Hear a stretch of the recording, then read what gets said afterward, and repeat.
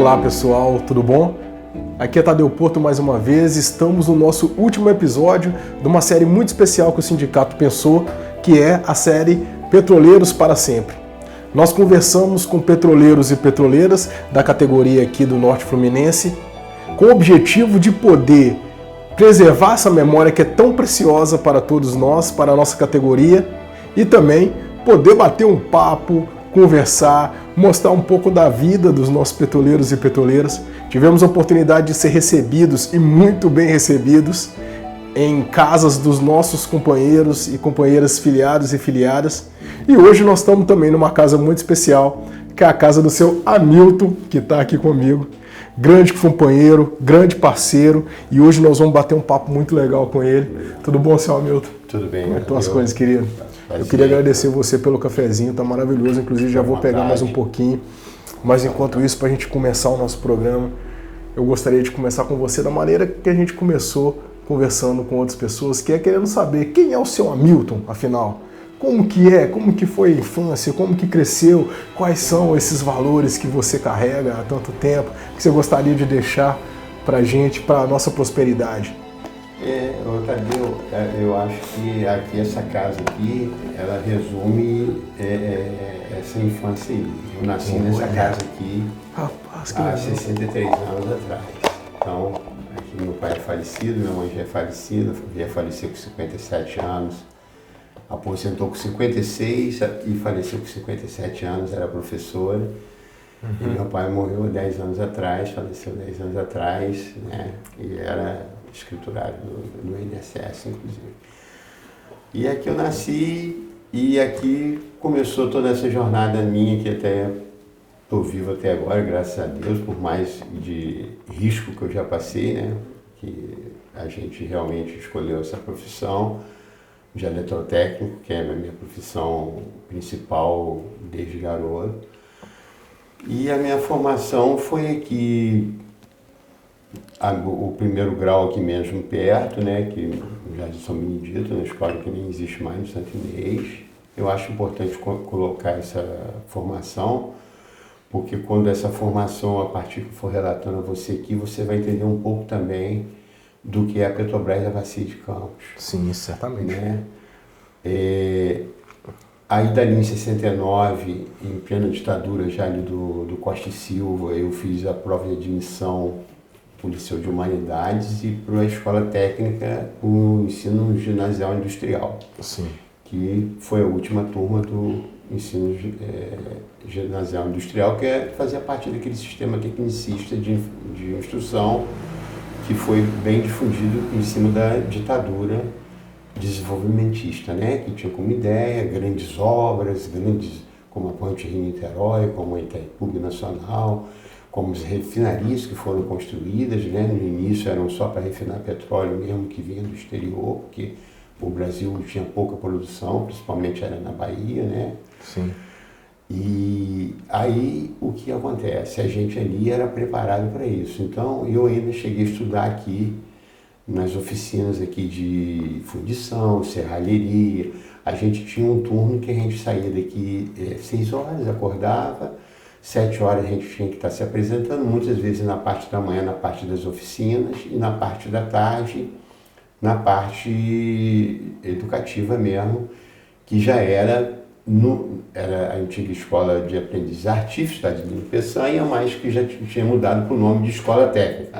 É interessante que no segundo grau, quando abre o segundo grau ali, o que acontece? Campos sempre foi uma cidade que aqui a economia era agroaçucareira. Sim. Que eram os usineiros, né? Sim. Que tinha umas 15 ou 16 usinas, era a produção. Ao mesmo tempo que a gente entra ali naquele segundo grau, que também entrava 7 horas, só saía 6, 8 horas da noite, há o descobrimento da Bacia de Campos. Coisa que o Alberto Lamego e outros pesquisadores da Bélgica, antigo, lá há 70 anos, já sabia que tinha petróleo, né, que era uma bacia sedimentar, realmente tem toda a possibilidade de ter muito mais petróleo em outros estratos, né, pré-sal, pós-sal e quem sabe pré-pré-sal.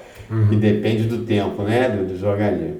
Mas a gente aqui é um local propício e isso já foi estudado. Mas aí vem Ali eles fazem ali, conseguem com um poço ali onde é garopa, a descobrir o petróleo. Nesse momento, a gente também está estudando, então a gente está tendo conhecimento, a gente está vendo, era o jornal, era a única forma de notícia que a gente tinha, era o radinho, né? O jornal, televisão aqui em casa só foi ter em 1970, né? Então não era qualquer pessoa que tinha acesso a uma televisão.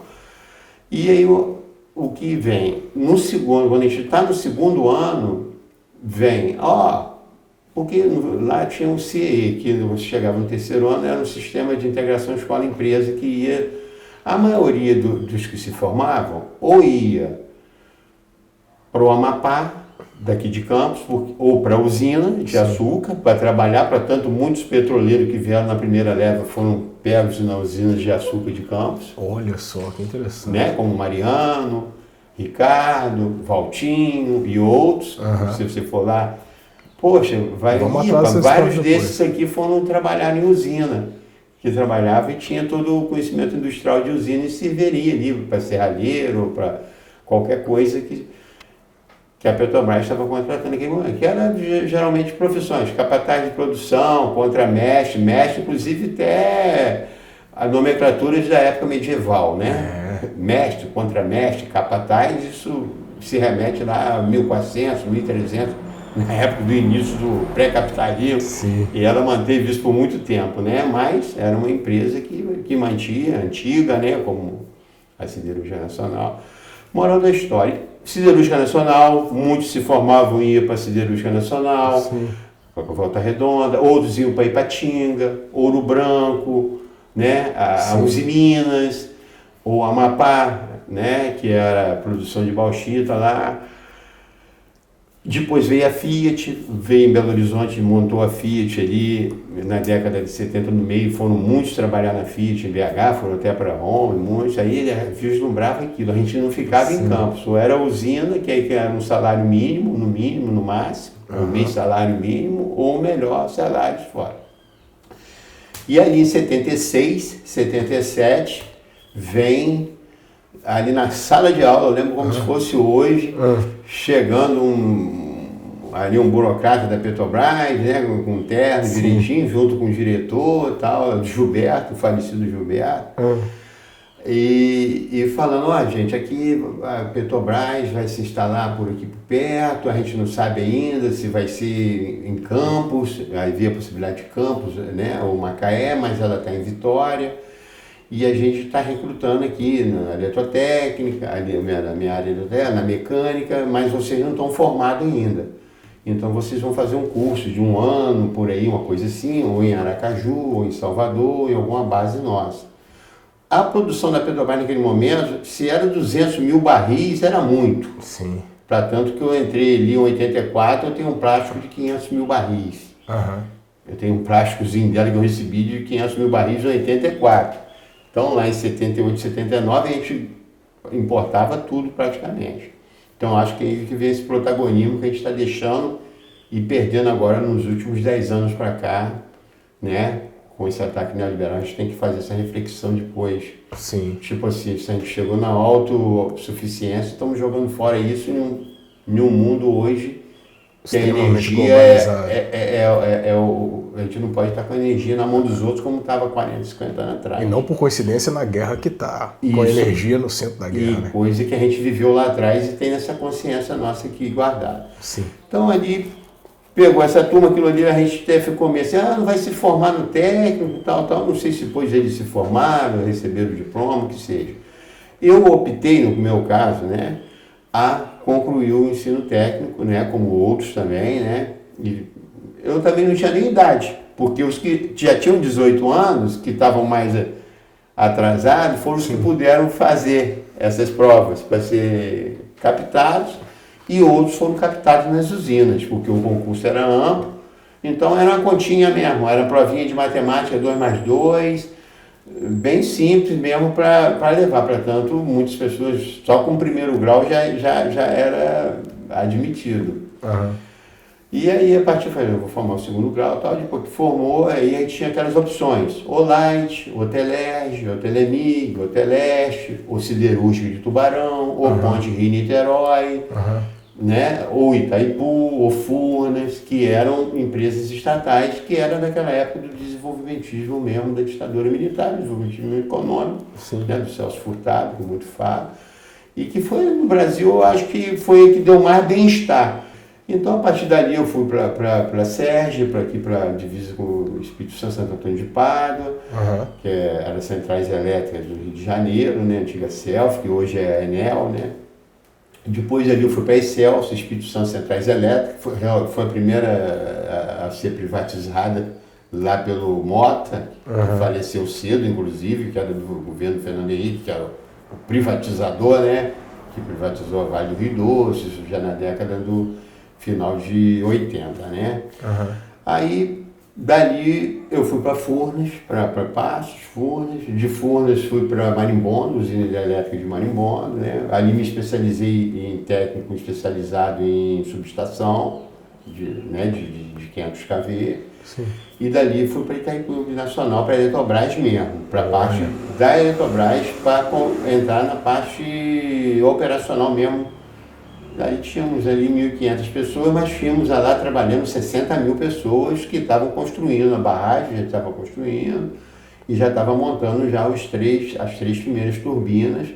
E aí eu, tendo essas 3 primeiras turbinas, eu ajudei a participar delas, do comissionamento delas e da parte do comissionamento da subestação no lado paraguaio. E ali em 84 eu recebi um telefonema da minha mãe, falecida mãe, Milton, estava tendo prova aqui, seu irmão entrou aqui para Capataz, tal, tá fluindo um monte, né? Aquela época do boom mesmo ali, que já estava produzindo, já chegando para 500, 600 mil barris. Aí vim, peguei um avião rápido, né? Foz do Iguaçu, fiz a prova. Aí nessa que eu estou aqui, eu tinha uma casinha aqui em Atafona Velho.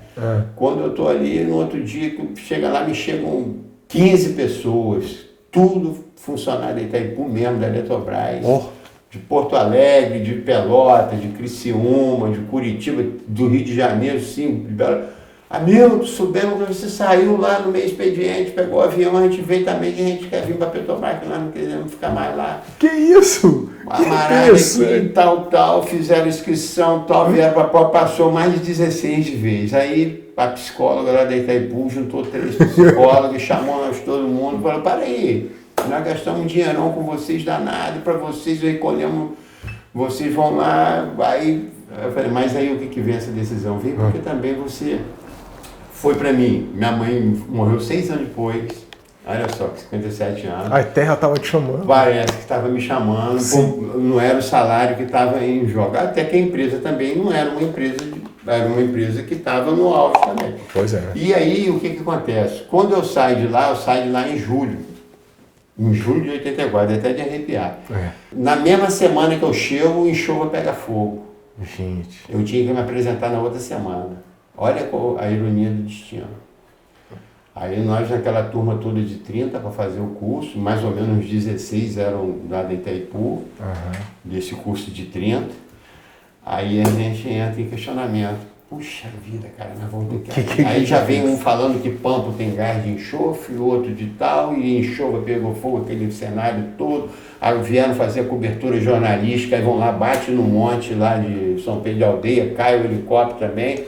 Uma coisa puxando outra, e aí a gente, nós temos que fazer um curso de 4 meses aqui, e depois vai cada um, 2 para Garopa, eu fui para Penha 2, outro foi para Garopa, outro foi para Pampo, ninguém queria ir para Pampo, aí os caras, saí de lá, aquele negócio todo.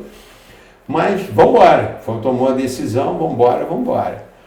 Mas ao mesmo tempo, para mim, eu estava aqui perto da praia, estava aqui na região que eu nasci, de maritimidade, fora daquela continentalidade lá dentro de Foz do Iguaçu, que é 700 quilômetros, né? Tem suas belezas naturais, tem suas coisas, mas é muito diferente uma pessoa que sai daqui para ir trabalhar lá. E no final das contas, falando em termos de serviço, a gente teve um momento muito difícil, principalmente a partir de 86, que há essa crise monetária. Essa crise monetária afeta também a Petrobras, afeta não só o salário da Petrobras, mas afeta todo o movimento econômico do Brasil. Aí entra plano Funaro, plano Bresser, plano isso, plano aquilo, e a gente sem saber lá dentro, também sofrendo nesse sentido. Ainda ideia de sindicato, que é até interessante, não se tinha um sindicato, a gente está sindicalizado ao Sindipetra RJ. Sim. Aí a gente começa a conversar lá dentro, porque há uma pressão, começa-se também a descobrir o Campo Nordeste, que aí é grande, então há uma dissolução. Tipo, me tiram de PN 2, que tinha 5 ou 6 operadores, e só deixa 3. E manda para garopa. Entendeu? Uhum. Aí para poder ir jogando, porque ela também não estava podendo fazer concurso. Sai daquela conjuntura militar, entra o Sarney, Tancredo morre, né, um dia antes, tal, ali começa a ver aquela crise, a década perdida, né? Para tentar considerar a década perdida. E ali entra o Collor, que vai ser impeachado em 92. Ele entra para quebrar. É só general, é almirante, é só patente alta. A lá o governo passado. Sim. O mesmo movimento. Usineiro, lá de Alagoas. Então, é tudo gente de família de aristocracia, né? Então entra, nesse momento, a gente sente isso. Sente porque a gente sente o quê? 3 geradores, hispano suíço, só funciona um. Os outros vão sendo canibalizados. 3 motos geradores de emergência, só funciona um no barbante. Você está entendendo? Então tudo de fora. Aí entra o Cheplat, que era o chefe, um engenheiro de 23 anos para comandar toda essa turma que tinha essa experiência já toda, de vários lugares. Aí o cara chega e começa, no meu caso, me tirou de um camarote e me botou embaixo de onde passa o helicóptero, que era um deck auxiliar. Ali dormia 8, 9 e de 6 horas, 7 horas da manhã começava a pousar o helicóptero com aquelas turbinas em cima da gente, balançando o camarote todo. Quem que aguentava? 3 dias sem dormir. Enfermeiro desembarcando com camisa de força. Então nós tivemos ali um momento ali de 89 a mais ou menos 96, que aí o Fernando Henrique Caba mesmo, de 70 mil funcionários, ele leva para 35 mil funcionários, a gente tem aí nos gráficos, né, da turma do Takashi, você acompanha, né, depois que Lula vai aumentar esse gráfico, aí vem um pré-sal, vem tudo, e aí hoje nós temos essa baixa de novo, mas ao mesmo tempo a gente tem essa baixa também com a perda desses petroleiros todos que foram os pioneiros. Sim. Que eles agora estão tudo aposentados, independentes. Eu posso um dos ser mais novos a ser aposentado, mas tem os mais velhos, tem o Viterbo, tem o Mariano, tem os, você está entendendo? Sim. Então perdeu toda essa conexão dessa turma toda e se perdem muito ali também, né? Perde ali no auxílio em acidentes, helicóptero, acidente lá dentro, com catamarã, boa ideia. Eu entrei indo de catamarã, eu saía daqui 10 horas, chegava em Macaé 11h30, ficava até 3 horas da manhã, porque o catamarã saía 3 horas, 3h30, às vezes saía mais tarde por causa do mar, e ia assim com o mar balançando mesmo, 3 horas e meia de viagem, chegava lá, cestinha para um lado e para o outro, vai, não vai, já chegando para a turma estar descendo e para a gente entrar no lugar deles para trabalhar. Olha a situação, 14 por 14. Aí depois que a gente vai ter aquela luta lá de 14 por 21 para tentar compensar. Hoje já tem outras compensações, como dia de embarque, outras coisas que a gente não tinha isso, perdia mesmo os 2 dias. Então era precário, mas era luta, tinha condições. Realmente, se você olhasse o mercado, é a Petrobras, e é hoje essa Petrobras que as pessoas... Se chegar aí para alguém e falar aí, não, vocês ganham um salário ótimo, não ganha, porque nós sabemos que metade da Petros nosso fica retida em 2 equacionamentos, na MS que triplicou, no final só vem a metade. Pois é. Né? Se a esposa morrer, é só metade, é 50%, nesse morreu o beneficiário, né, o titular. Eu participo porque eu tenho o meu conhecimento de outros lugares, Sim. Da Excelso, da Itaipu, de Furnas, que eu aprendi lá. Mas se eu for olhar para dentro ali do sindicato, eu vou ver que a maioria de campos, se eu for olhar pelo volume de campos, tá tudo em casa ou virou pequeno burguês. Não tem a consciência de classe. É por isso que a gente, de 7 anos para cá, nós estamos nessa luta. A partir daquela ida lá de Brasília, né, que a gente foi lá no Congresso da ANAPAR, sim. Mas aquele Congresso foi articulado de ser ele mesmo, porque ia ter aquela grande marcha lá e que no final o macacão ficou por lá. O macacão ficou porque a bomba faz efeito mesmo, tomba na hora. E ali a gente estava em cima do viaduto, logo no primeira turma, porque a gente estava pensando que o Chicão soltou a gente. Pô, Chicão danado, soltou a gente, é agora. Estava ali naquele hotel, é agora. A gente já viu um negócio grande, mas o agora não era o macacão nosso, era da Força, de Paulinho, que é igual, é a mesma cor. Sim, é laranja. Aí Maurílio, o macacão ali é laranja, mas é da Força, né? Mas não, nós estamos aqui, eles aposentados, pensionistas, está tudo aqui. Se a gente filtrar, a gente até joga paulada na gente, porque não é nem se eu não me engano, aí vão ficar meio de lado aqui, mas está caminhando, soltando fogo, caminhão da frente, e nós fomos naquela hora. Nessa que está em cima daquele primeiro viaduto ali, aí sai mais ou menos 70 homens, tudo de branco, calça preta, tudo pintado de preto, cheio de pau na mão, joga aquele monte de pau em cima dos policiais que estão lá do outro lado. Aí os policiais pegam e partem em cima do primeiro caminhão e em cima da gente. Aí eu falei, Maurício, se pular daqui não pode apavorar, a gente vai morrer lá embaixo, que é alto. Aquilo ali é um viaduto. Aí eu falei, não, nós temos que ir recuando, moleque com criança do MST, e daqui aquele gás só foi dentro já daquele gramado, e aí você tomba mesmo. Nós temos uma imagem histórica, inclusive, do coordenador nosso, o Marcos Breda, que nessa... Bredinha. O Bredinha, né? Nessa mobilização, caiu no chão, recebeu bomba. Vamos pedir para a galera da edição colocar nesses momentos, talvez a fotinha dele, se a gente conseguir achar, né? Nesse momento. Foi um marco interessante, porque ele estava no Congresso da ANAPAR nacional, como esse que vai ter em São Paulo agora, depois da pandemia. Sim. Porque São Paulo...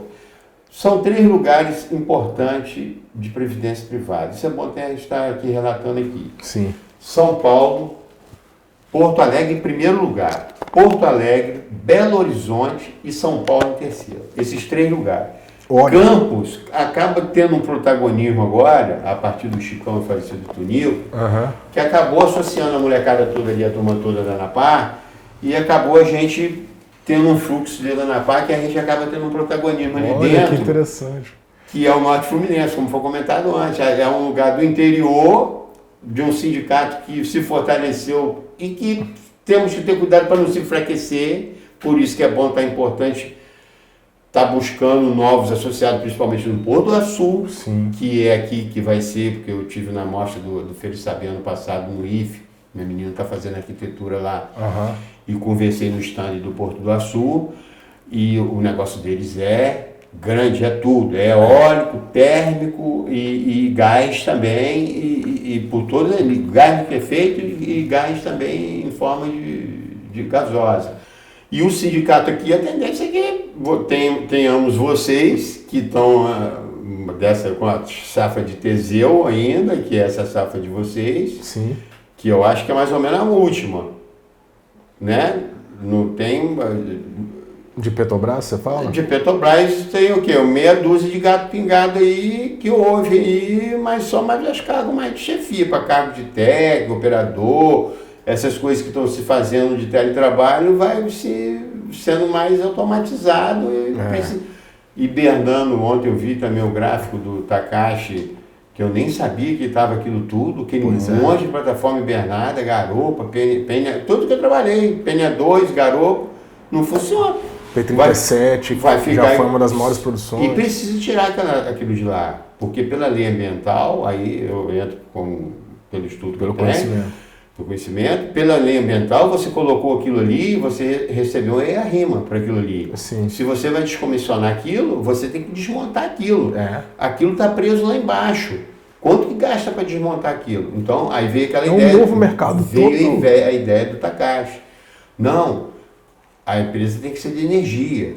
Então a empresa também pode aproveitar essas plataformas fixas que ela tem, tirar as torres, tal, aplainar elas.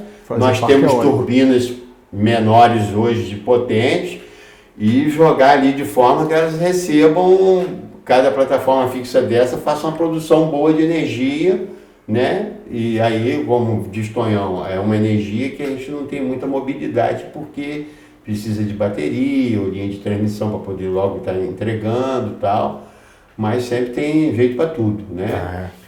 E é legal também poder trabalhar numa nova maneira de gerar energia. Não, isso já está conhecendo. Pega a nossa criatividade. Portugal está fazendo isso, está botando torre, bota a torre dentro do mar, entendeu? Até a energia do mar mesmo, das ondas do mar, está sendo utilizada como forma também de geração de energia. Que isso eu tive acesso, né, no mestrado, eu tive acesso a esses estudos, né, de outras fontes alternativas, né? Isso ainda está virando agenda de soft power brasileiro, que tem ido para o exterior falado, olha, aqui no Brasil nós estamos um passo na frente na energia verde. E nós temos também, além disso, temos o álcool, que pode ser feito de milho, cana e outras coisas, que é um país tropical, que já está no carro, alguns carros nossos tudo já tem álcool, se quiser rodar só álcool. Já está na gasolina comercial, porque já parte já é álcool. Já é 25%, quase 30%. Né? Você, não, acabou a gasolina, acabou o petróleo, fechou tudo, a OPEC falou que não vai ter gasolina. Não, vão andar menos, mas nós temos condição de... O biodiesel, que agora ganhou um outro nome, né, que é diesel verde, né? A ideia sendo reciclado. O álcool para também jogar para a bateria, né? Que é aquela ideia, acho que é do nitrogênio ou hidrogênio. Eu acho que aí a Petrobras tem que começar a pensar nesse sentido. Porque eu praticamente, né, olhando conjuntura, eu não acho que nós vamos ter, porque nós tivemos 70 mil funcionários, depois o Henrique, o Collor conseguiram jogar para 30, depois o Lula vai lá e consegue com pressão jogar praticamente 80 mil, praticamente, o Temer e o Bolsonaro conseguem jogar agora para 30, quase 40. Eu acho que o Lula, por mais que o projeto dele não teria que ser de 4 anos, teria que ser de 8 anos. E para ser de 8 anos, nós vamos enfrentar dificuldades, principalmente, ontem já apareceu lá o filho, o número 1 lá, o 01 lá, já arrumando confusão. Eles têm, como eu falei para você lá no Rio, eu falei para outro, o Teseu, ano que vem nós temos eleição municipal. Não acabou. O bolsonarismo não vai acabar, acabou amanhã. O nazismo não acabou, vai acabar amanhã. Pelo contrário, está aí em volta hoje. As escolas tudo preocupadas. Nós estamos num momento delicado de que o protagonismo nosso de reconstruir, né? Reconstruir, eu acho que essa camisa bate bem, abril de 22. Aqui a gente já tinha uma ideia que está no lema, né? Construir e reconstruir o Brasil. Abrasileirar o quê? Nós temos que ter um mínimo na área de telecomunicações, na área de produção de energia, como eu falei, de Itaipu Nacional, que não pode ser privatizado, então isso já é um grande ganho para a gente, porque ela é de 2 países, então, quer queira, quer não, a gente tem por essa proteção. As linhas de transmissões, que foram o que fizeram lá em janeiro? Tombaram, sim. De transmissões.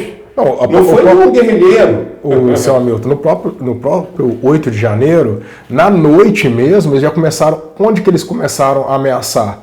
Refinaria. Sim, começou. Tanto é que o David, coordenador da FUP, chama uma reunião de urgência, chega pra gente e fala: tem um recado do presidente, a gente tem que proteger as refinarias.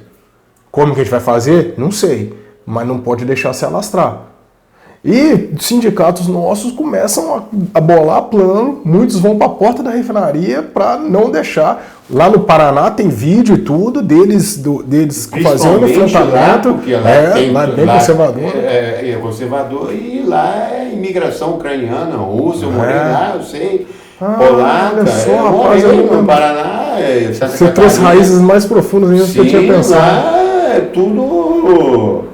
O alimento principal é carne de porco, entendeu? Italiano.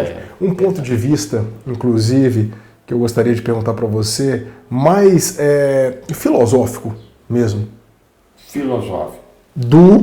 Como foi ser um campista, né, trabalhando na Petrobras.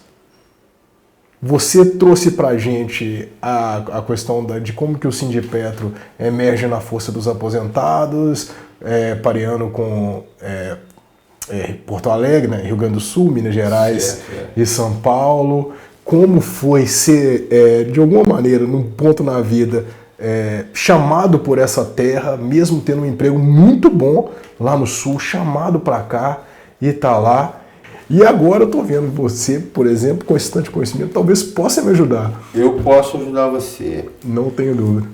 Para me te ajudar, é o que eu vou falar para você. Campos é uma cidade, assim, de provinciana. Uhum. E ela vem, essa indústria vem para cá. E acaba, talvez, eu acho que era isso que você, essa essência que você talvez esteja querendo até buscar. E você consegue ver isso se você fizer um contraponto.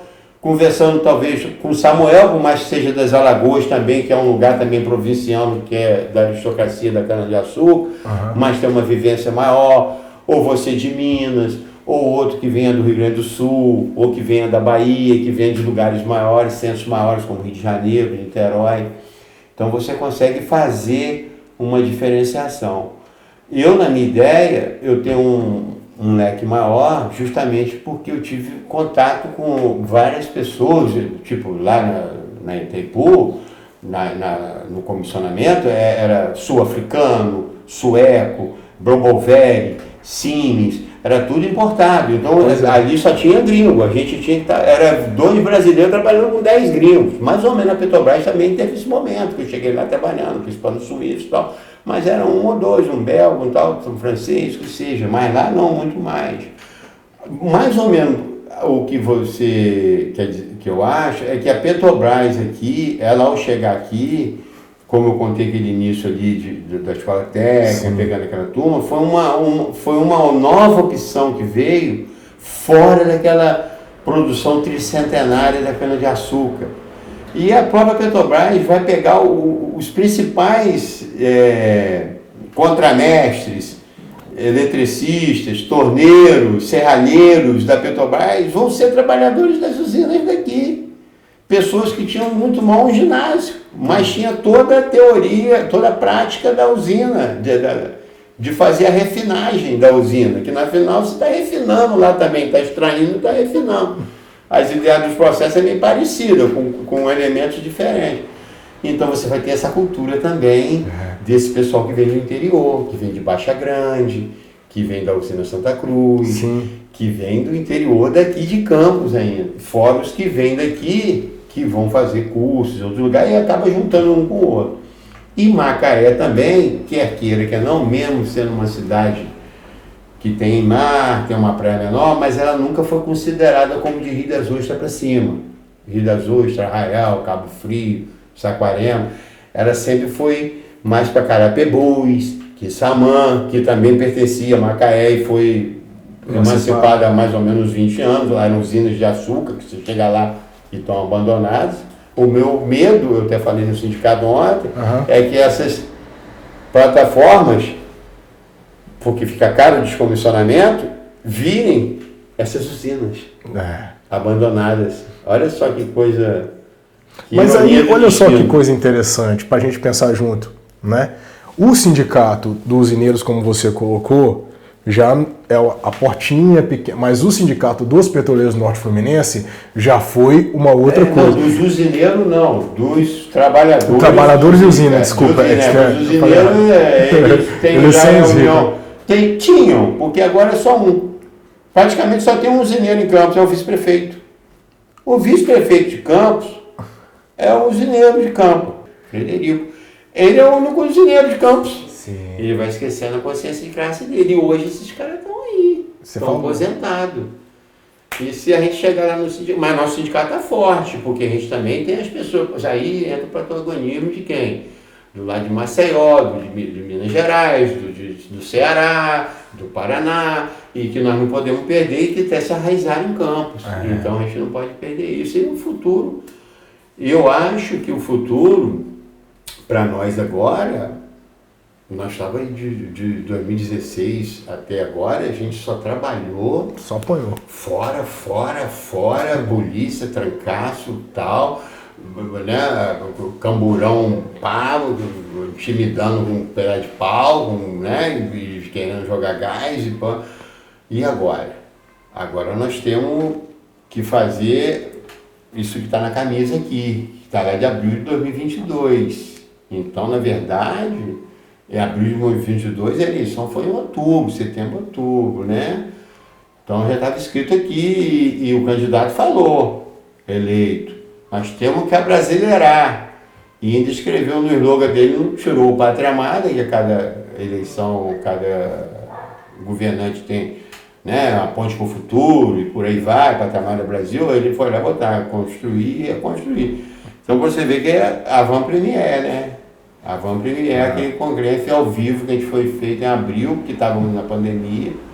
Então acho que essa volta da pandemia, a gente também não pode deixar de lado a pandemia, sim, porque a pandemia desmobiliza, ela deixa tudo, foi por isso que jogaram PED em cima da gente, triplicaram a AMS em cima da gente, fizeram tudo em cima da pandemia, porque não tinha como a gente ir lá fazer a trancagem, ou fazer como aquela abraçada lá, esses dias lá no Rio de Janeiro.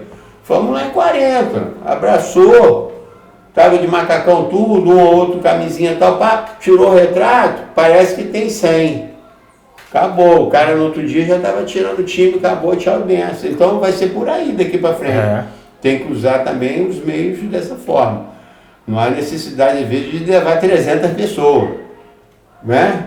Vai 50, 100 no máximo e faz, e ali utiliza toda a mídia para poder dizer que existe. Foi a estratégia que nós desenhamos para a greve de 2020, né? Então, que nós 5 entramos lá no Edise, eu, o David, a Cibele, o Mãozinha e o Silva, justamente o que a gente pensou? Bom, a gente pode gerar material para outras pessoas consumirem, daqui somos poucos. Eu lembro do Zé Maria conversando, falando, olha, companheiro, a gente geralmente faz a ocupação com 60, 70 pessoas. Eu falo, nós vamos tentar fazer de um jeito diferente agora, porque nosso corpo de carbono é de um jeito. Agora, o nosso corpo virtual, lá nos silícios, de cada celular, ele consegue viajar com a velocidade da luz, muito mais rápido. Então, nós vamos pesar ali. E nós estamos vivendo essa maneira híbrida do trabalhador se rebelar, resistir às coisas mesmo. Não só na porta, mas também no que eles chamam de redes, né?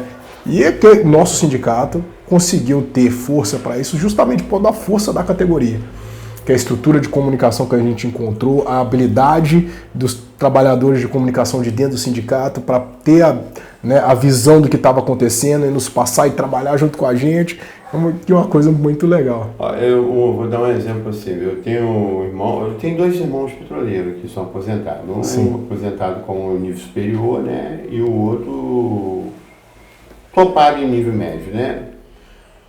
Todos 2, o do superior está pegando empréstimo para pagar a retificação do imposto de renda agora. Pegando empréstimo, né? O cara está lá, aí eu falei, poxa, por quê? Tinha um padrão de vida. O trato não era esse. O trato era que esse momento fosse um momento de tranquilidade.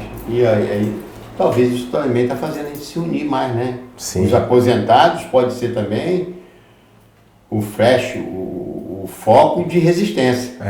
Nós também temos uma pergunta de encerramento, certo, que eu sei que a gente consegue extrair muita coisa de você com essa pergunta, então eu queria aproveitar a oportunidade de já fazer com você, certo, que é o seguinte, senhor Hamilton, para você, o que é ser petroleiro para sempre?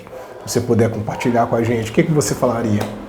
Eu digo a você que o pertencimento meu é muito maior agora do que quando era funcionário. Olha só. Posso te dizer isso. Que interessante. E digo a você que outros também. E muitos que não estão participando ali achavam que quando eram funcionário era o rei da cocada preta. Aquele negócio, petroleiro para sempre, a gente tem que angariar mais. Porque, pelo que eu soube uma vez que eu fui no sindicato de Química em São Paulo, tem não sei se é de mineração ou indústria petrolífera, que aposentou todo mundo, mas diz que é um dos maiores sindicatos lá e que foi que comprou o Porto do Açu, as velhinhas que compraram o Porto do Açu.